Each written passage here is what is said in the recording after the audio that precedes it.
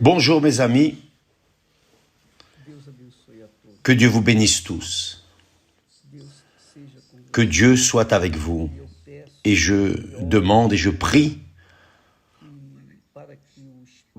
pour que le Saint-Esprit vienne ouvrir la compréhension de chacun d'entre vous, la compréhension, afin qu'une fois que vous aurez des oreilles spirituelles, vous puissiez comprendre la voix de Dieu, la parole de Dieu, la pensée de Dieu. Imaginez-vous, si vous pensiez comme Dieu pense,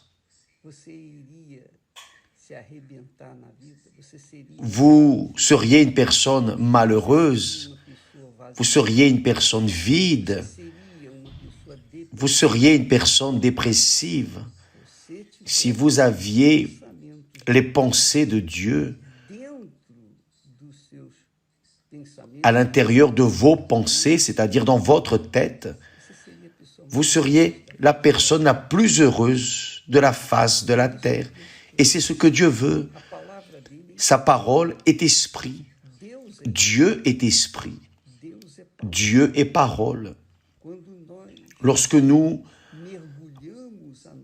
plongeons, immergeons notre pensée, notre intellect, notre raison dans ses pensées, bien sûr, nous avons de nouvelles attitudes, un nouveau comportement, un nouveau caractère, une nouvelle pensée. Nos pensées deviennent divines et nous rendent heureux sur terre. C'est cela. Mais que faire? Les personnes aiment souffrir, on dirait qu'elles aiment souffrir parce qu'elles préfèrent lire des livres de philosophes, des livres de personnes illustres, intelligentes, etc., etc., et continuent vides. Mes amis, ce n'est pas de cela dont je veux traiter, mais je veux que le Saint-Esprit vienne vous donner la compréhension, juste cela, pour que vous puissiez être spirituel et évidemment vivre pour toute l'éternité. Qui est spirituel vit pour toute l'éternité. Bien, continuons le sujet d'hier, lorsque Jésus a dit que celui qui ne naît pas de nouveau ne peut pas voir le royaume de Dieu. Et ensuite, il a dit, si un homme ne naît d'eau et du Saint-Esprit, ne peut entrer dans le royaume de Dieu. C'est très fort. Mais pour finaliser ce thème, Jésus ajoute en disant, ce qui est né de la chair est chair. Qu'est-ce que c'est naître de la chair? Naître de la chair, ce sont tous les êtres humains. Tous les êtres humains naissent de la chair. Ils naissent de la cohabitation, de la relation sexuelle, conjugale, entre l'homme et la femme. Donc, les deux font naître une nouvelle créature dans ce monde, la fille et le fils. Donc, quiconque naît de la chair, Jésus dit, quiconque naît de la chair est chair. Qui naît du hibou est hibou. Qui naît du singe est singe. Qui naît de la vache et vache. Bien, qui naît de la chair, il dit, de l'être humain. Celui qui naît de l'être humain est être humain. Celui qui naît de ce qui est naturel a la nature terrestre. Qui naît de la chair est chair. Nous naissons tous de la chair, peu importe qui vous êtes, pauvre, riche, laid, beau, peu importe. Nous sommes tous nés de la chair. Je suis venu au monde à cause de la relation conjugale de mes parents. Je n'ai pas demandé à venir au monde. D'ailleurs, si j'avais été consulté, j'aurais dit non, je ne veux pas. Mais je suis venu. Et vous aussi. Nous sommes tous nés de la chair. Sauf que pour entrer et vivre dans le royaume de Dieu, vous devez être esprit ou spirituel. Vous ne pouvez pas être chair, parce que la chair, ceux qui sont nés de la chair veulent satisfaire les désirs de la chair. C'est la nature charnelle. Qui est charnel regarde soi-même, son nombril, désirant, voulant les choses du monde qui sont physiques, matérielles, veut l'argent, le succès, la gloire, le glamour de ce monde. Ce sont ceux qui sont nés de la chair. Ceux qui sont nés de la chair s'alimentent de la vanité ou des vanités. Maintenant, pour entrer dans le royaume de Dieu, la personne doit être spirituelle. Elle doit naître du Saint-Esprit. Jésus dit ici, ce qui est né de la chair est chair.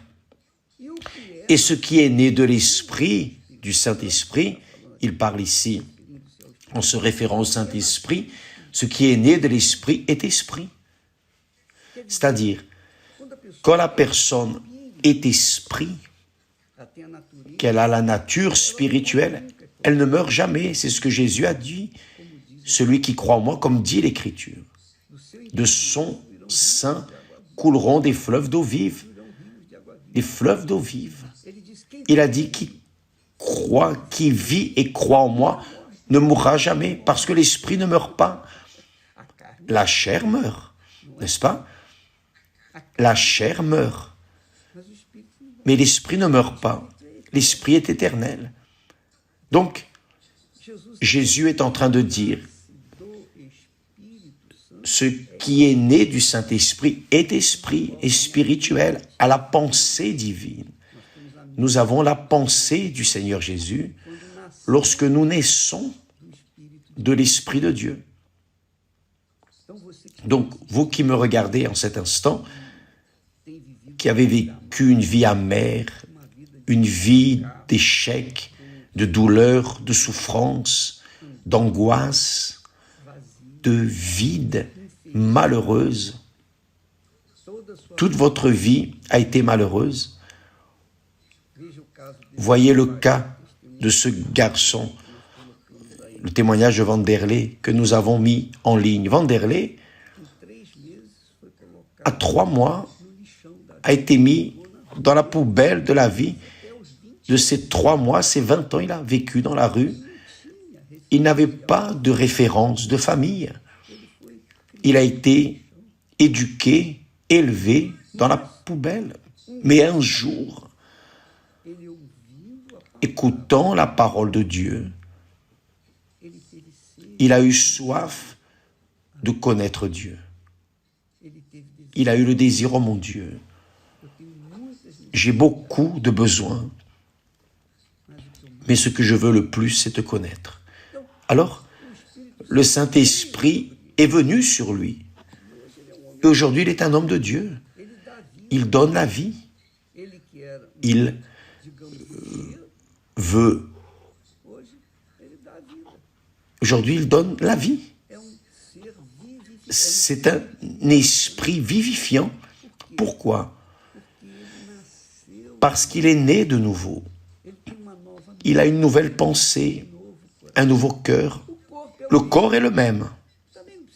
Il n'a pas non plus besoin de changer, tout va rester là, va devenir poussière, mais ce qui est à l'intérieur change complètement. Utilisez votre intelligence, mes amis. Vous avez investi dans les vanités, dans les désirs de votre cœur, dans la réalisation de vos rêves. Vous avez fortement investi et plus vous désirez, plus vous voulez, plus vous investissez, plus vous perdez de temps, n'est-ce pas? Plus de souffrance, plus d'angoisse, plus de tourments, n'est-ce pas? Donc, utilisez votre intelligence au lieu d'investir dans le corps physique, investissez dans le corps spirituel. Comment, évêque? Investissez à naître du Saint-Esprit, naître de Dieu. Que d'ailleurs, c'est le thème de la campagne d'Israël. Nous allons en Israël, nous allons prier, demander, clamer, supplier, frapper à la porte de l'Éternel, faire tout ce que nous pouvons pour que ceux qui ont soif de connaître Dieu, de naître de Dieu, être véritablement enfants de Dieu, viennent atteindre cet objectif. Mais cela dépend de vous. Cela dépend de votre vouloir. C'est comme nous avons dit, le vouloir est un pouvoir que chacun de nous a. Je veux et je peux faire le bien ou faire le mal. Choisir le bien ou choisir le mal. Je peux faire cela. Et si je veux choisir le mal, Dieu ne va pas m'en empêcher parce que c'est un libre arbitre, c'est un droit, une liberté qu'il m'a donné de faire mes propres choix. Satan n'était pas Satan, il était Lucifer, qui veut dire plein de lumière, rempli de lumière, l'ange principal, chérubin de la garde de Dieu, le principal. Mais il avait en lui la liberté de choisir entre le bien et le mal. Et un jour, il a aspiré à être semblable à Dieu. Et là, ça a été son désir, donc il a été expulsé du ciel. C'est la même chose qui arrive avec les personnes. Vous avez le droit, le pouvoir de choisir votre vie. Vous pouvez être pauvre, misérable, ne pas avoir de culture, ne rien avoir dans cette vie. Comme Vanderlei. Il n'avait rien, absolument rien. Mais un jour, lorsqu'il a entendu la parole de Dieu, il a eu le droit, le pouvoir de choisir entre connaître Dieu et avoir le monde à ses pieds. Il a préféré choisir de connaître Dieu. Et Dieu alors l'a rempli. Pensez à votre vie, mes amis. Pensez à votre vie pour toute l'éternité. Parce que votre corps, comme le mien, nos corps vont rester là, vont pourrir. Mais notre âme, non. L'âme ne pourrit pas. L'âme ne meurt pas. Et Dieu permet, il a permis que nous, êtres humains, ayons nos problèmes ponctuels, nos souffrances ici sur terre. Vous savez pourquoi? Pour avoir une idée, juste une idée de ce qu'est la souffrance en enfer. Parce que si ici sur terre, nous gémissons avec les problèmes que nous affrontons, familiaux, la santé, manque d'argent, etc.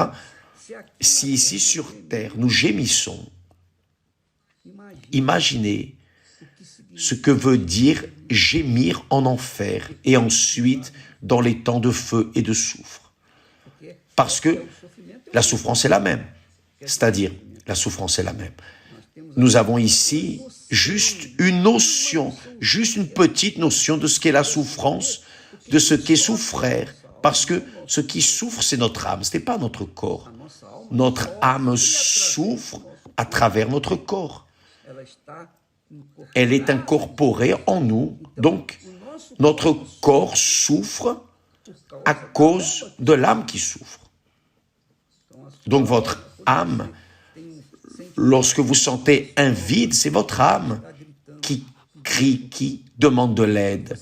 Lorsque vous avez mal aux dents, la douleur est ponctuelle. Elle est aux dents, mais c'est l'âme qui ressent la douleur. Lorsque vous pleurez, c'est votre âme qui est en train de pleurer. Lorsque vous souriez, c'est votre âme qui est en train de sourire. Tout cela arrive dans notre corps, dans cette matière péressible. Ce corps spirituel qu'est l'âme a aussi la vision, la compréhension que là, en enfer, ou plutôt dans les temps de feu et de soufre, là, il y aura des pleurs et des grincements de dents. C'est ce que Jésus a dit. Jésus a dit cela. Ne craignez pas celui qui peut tuer le corps, mais qui ne peut rien faire contre l'âme. Craignez celui qui peut faire aussi bien périr le corps que l'âme. Donc, vous, amis, pensez à votre situation. Si vous n'êtes pas né de Dieu, vous n'êtes pas enfant de Dieu. Écoutez cela. Comprenez cela. Et le Saint-Esprit éclaircit cela. Il vous révèle cela. Ça ne sert à rien d'être une personne bonne, charitable, religieuse, mais si vous n'êtes pas né du Saint-Esprit, vous ne lui appartenez pas. Vous pouvez être pasteur, vous pouvez être évêque, épouse d'évêque, une personne imminente, spirituelle, charitable, etc.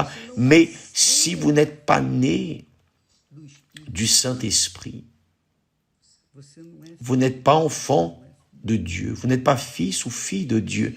Les enfants, ce sont ceux qui naissent du Père. Donc, Jésus dit, ce qui est né de la chair est chair. Ce qui est né de l'être humain est être humain. Mais ce qui est né du Saint-Esprit est esprit. Enfant de Dieu, héritier de Dieu. Donc, vous avez le pouvoir, vous avez l'autorité de choisir, de naître de nouveau. Donc, investissez en cela. Cela ne sert à rien d'arriver, de prendre vos biens, votre argent, vos propriétés, vos bijoux, les mettre sur l'autel, mais ne pas mettre votre âme, ça ne va servir à rien, à rien. Vous allez continuer à être ce que vous êtes. Sur l'autel, lorsque nous mettons l'offrande, en réalité, cette offrande représente, symbolise, typifie notre âme. C'est cela.